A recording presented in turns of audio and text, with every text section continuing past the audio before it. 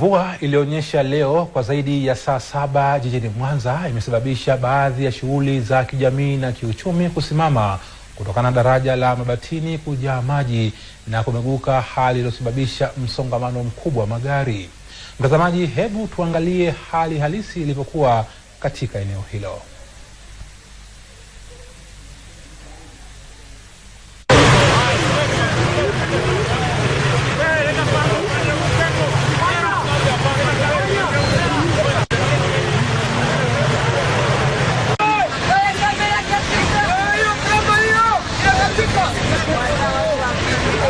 Kazi yangu ni hapa Mabatini, kwa mimi nauza magari hapa town. Mara ghafla kweli hata kunyesha, mafuriko yakawa yametokea, ndio kama hivi unavyoona.